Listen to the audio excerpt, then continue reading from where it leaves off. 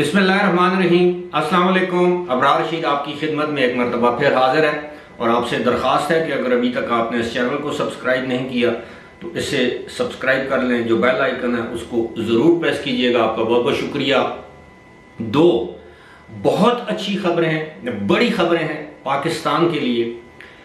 हमारी बदकिस्मती कहिए या हमारा कौमी मिजाज, वो ये है कि अक्सर हमारी सियासत आगे आ जाती है, पाकिस्तान और पाकिस्तान के मफादात पीछे रह जाते हैं। लेकिन अल्लाह ताला का एक निज़ाम है। निज़ाम ये है कि जब आप पर कोई मुसीबत आती है उसके बाद कोई अच्छी खबर या अच्छी चीज़ आपके सामने आती है, यानी जिसे अंग्रेज़ी में कहते हैं ब्लेसिंग इन डिस्गाइज। अब ब्लेसिंग इन डिस्गाइज क्या है कि एक रहमत किसी मुसीबत में लिपटी हुई होती है। मैं ये पाकिस्तान में जो हालिया सैलाब आया है इसको मैं रहमत तो नहीं करार दे सकता, क्योंकि ये कुछ लोग कहते हैं अल्लाह की तरफ से अजाब है, हमारे अमाल की सज़ा है। लेकिन मेरा ज़ाती ख्याल ये है कि ये अल्लाह की तरफ से तो आफत है, लेकिन ये हमारे अमाल से ज़्यादा, यानी पाकिस्तानियों के अमाल से ज़्यादा ये दुनिया के दीगर जो ममालिक हैं उनके अमाल की सज़ा पाकिस्तान को मिल रही है। और यकीनन इससे पाकिस्तान और पाकिस्तानियों के लिए कोई अच्छा पहलू ज़रूर आएगा। यही अल्लाह ताला का निज़ाम है और अल्लाह ताला जो है वो उसकी जो कुदरत है वो हमें किसी न किसी तरीके से वो अपने मौजज़ात दिखाता रहता है। मैं ये जिन दो बड़ी खबरों की बात कर रहा हूँ वो मामूली खबरें नहीं हैं। एक तो ये है कि मैं आपको ये बता दूं कि पाकिस्तान दुनिया के उन ममालिक में से एक है जो कि internationally globally 1% of carbon emission, यानी दुनिया में जो आसान अल्फाज से जो फ़ज़ाई आलूदगी पैदा करने वाले जो ममालिक हैं उनमें से पाकिस्तान का हिस्सा जो है वो 1% है। और तबाही पाकिस्तान के हिस्से में जो आई है वो अनप्रेसिडेंटेड है, उसकी माजी में मिसाल नहीं मिलती, क्योंकि ये ग्लोबल वार्मिंग का नतीजा है। पाकिस्तान से ग्लेशियर्स जो पूरी दुनिया के इकोसिस्टम को सपोर्ट कर रहे हैं वो पिघल रहे हैं। ये एक तकनीकी मामला है, लेकिन सादा अल्फाज में मैं आपको समझाने की कोशिश कर रहा था कि करे कोई और भरे कोई। तबाही किसी और ने फैलाई और नसीब हमारे में आ गई। बस ये आसान अल्फाज में खुलासा इसका यही है।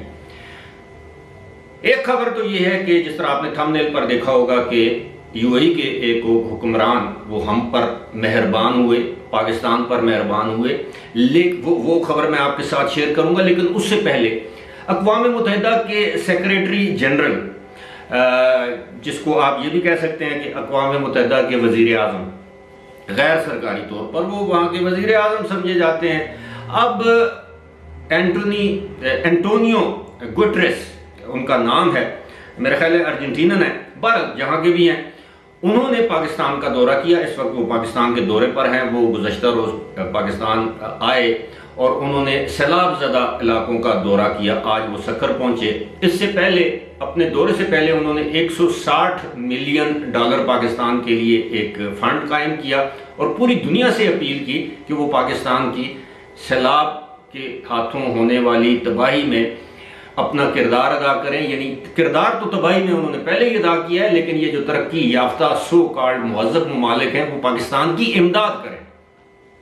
अब वो पाकिस्तान के दौरे पर हैं तो उन्होंने बड़े दुखी दिल के साथ ये बात की है कि उन्हें पता है कि पाकिस्तान में इसका कोई कसूर नहीं। जिस तबाही से पाकिस्तान गुजर रहा है या जिस तबाही से पाकिस्तान दुचार हुआ है, इस तबाही के जिम्मेदार वो तरक्की याफ्ता ममालिक हैं जिनमें अमेरिका है, जिनमें कनाडा है, जिनमें यूरोप के तमाम ममालिक हैं, बरतानिया है, जिसमें रशिया है, जिसमें चाइना है। ये तमाम ममालिक जो इंडस्ट्रियल कंट्रीज जिन्हें हम कहते हैं, ये उनकी वजह से तबाही आई। ग्लोबल वार्मिंग के ये ममालिक जिम्मेदार हैं। खैर, आज उन्होंने ये कहा कि वो एक मरतबा फिर आलमी बरादरी से अपील करेंगे कि वो पाकिस्तान के लिए कम अज कम $10 बिलियन हालांकि कहा यह जा रहा है पाकिस्तान का जो नुकसान हुआ है 18 बिलियन डॉलर हुआ है। हम एक बिलियन डॉलर के लिए लोगों के मिन्नतें करते हैं, तरले करते हैं, कभी IMF के, कभी सऊदी अरब के, कभी UAE के, कभी कतर के, कभी बहरीन के, कभी कुवैत के, कभी चाइना के। कोई मुल्क जो हमारा दोस्त है उसको हम नहीं छोड़ते। और ये 18 बिलियन डॉलर का नुकसान। और उन्होंने कहा कि अब वो ये जानते हैं कि पाकिस्तान आकर उन्होंने अपनी आंखों से देखा कि पाकिस्तान का किस कदर नुकसान हुआ है। उन्होंने कहा कि हमारे वसाइल, बेशक अक़वाम मुत्तहिदा के वसाइल महदूद हैं, लेकिन हमसे जो कुछ हो सका हम करेंगे। ये बहुत बड़ी बात है। अक़वाम मुत्तहिदा के सेक्रेटरी जनरल का पाकिस्तान का दौरा और सैलाब ज़दा इलाकों में खुद जाकर मुआयना करना और वो तबाही अपनी आंखों से देखना, तो यकीनन वो आलमी बरादरी से अपील करेंगे। तो उम्मीद है जिस तरह ज़ल्ज़ले के दिनों में हमारी इमदाद की गई थी, मैं ये भी उम्मीद रखता हूँ और हम तो मशवरा तजवीज़ दे सकते हैं कि इस हवाले से आलमी डोनर्स कॉन्फ्रेंस बुलाई जाए पाकिस्तान में, डोनर कंट्रीज़ की। IMF से कहा जाए कि जनाब हमें मजीद कर्जा दिया जाए और जो कर्ज हमने अदा करना है उसको मुअख्खर किया जाए। वर्ल्ड बैंक को कहा जाए, एशियन डेवलपमेंट बैंक है, इस्लामिक बैंक है, जो दोस्त ममालिक हैं, उनसे ये इल्तिजा की जाएगी जनाब एक तो आप अपने कर्जे मुअख्खर कर दें उनकी वापसी, और दूसरा हमें नए कर्जे दें, इमदाद दें, जो कि जारी है। लेकिन दूसरी जानब आप देखिए, एक तरफ अक़वाम मुत्तहिदा का सेक्रेटरी जनरल वो पाकिस्तान के दौरे पर आता अपनी आंखों से तबाही देखने के लिए, दूसरी जानब पाकिस्तान के सियासतदान, खास तौर पर साबिक़ वज़ीर आज़म इमरान खान, उनको जलसों से फुर्सत नहीं मिल रही। आज भी वो इस वक्त गुजरांवाला में जलसा कर रहे हैं, रोजाना एक नई फुलझड़ी छोड़ देते हैं, जिससे पाकिस्तान सियासी तौर पर अदम इस्तेकाम का शिकार हो रहा है, मुआशी तौर पर अदम इस्तेकाम का शिकार हो रहा है। और उनको एक ही फिक्र है कि कल इलेक्शन हो और उससे अगले दिन मैं वज़ीर आज़म बन जाऊँ। ऐसा नहीं होता। अब उनको मालूम है ज़िमनी इंतखाबात जो है वो इलेक्शन कमीशन ने मुलतवी कर दिए हैं, तो कौमी इंतखाबात कहाँ हो सकते हैं इस साल, कम अज़ कम। बहुत बड़ी तबाही है। अब आते हैं जनाब दूसरी बड़ी खबर, जिसको मैं बहुत बड़ी खबर इसलिए कहता हूँ कि एक इंडिविजुअल ने UAE के हुक्मरान ख़ानदान से ताल्लुक़ रखने वाले एक शख्सियत या ताल्लुक़ रखने वाली एक शख्सियत या UAE के एक वज़ीर शेख मुबारक अल नहयान, ये वही हैं जिन्होंने इमरान खान को तो नहीं, आरिफ नकवी को 20 लाख डॉलर का अतिया दिया था, डोनेशन दी थी, और बिलाखिर वो PTI के अकाउंट में जमा हो गए। इस पर मैं गुज़श्ता रोज़ भी एक वीडियो कर चुका हूँ और उस पर UAE की वजाहत भी आ चुकी है। अब शेख मुबारक अल नहयान, शायद एक आध वीडियो में मैंने ये जिक्र किया था, वो पाकिस्तान में फैसल बैंक के मालिक हैं। आई एम सॉरी, मैं माजरत खा हूँ। वो बैंक अल फलाह के मालिक हैं पाकिस्तान में। पाकिस्तान में जो बैंक अल फलाह है उसके मालिक शेख मुबारक अल नहयान हैं। ये UAE में टॉलरेंस और को एग्जिस्टेंस के वज़ीर हैं। टॉलरेंस बर्दाश्त, को एग्जिस्टेंस, बकाए बाहमी, जिसे हम पुरअमन बकाए बाहमी कहते हैं, जियो और जीने दो के ये वज़ीर हैं। इनके बैंक ने, बैंक अल फलाह ने, यानी शेख मुबारक अल नहयान की जानब से पाकिस्तान को $1 करोड़ देने की इमदाद देने का ऐलान किया है, बल्कि दे दी है। ये आप स्क्रीन पर देख रहे होंगे। इस हवाले से ISPR ने बाकायदा एक ट्वीट जारी की है और ये इमदाद जो है बैंक अल फलाह ने आर्मी, पाकिस्तान आर्मी का जो फ्लड रिलीफ अकाउंट है, अकाउंट नंबर 2, ये भी इस पर दर्ज है, उसमें दी है। क्योंकि आर्मी बतौर इदारा जो है वो इस काम में पेश है, सबसे आगे है। आर्मी है, नेवी है, पाक फजाइया है, लेकिन आर्मी का रोल निस्बतन ज़्यादा है।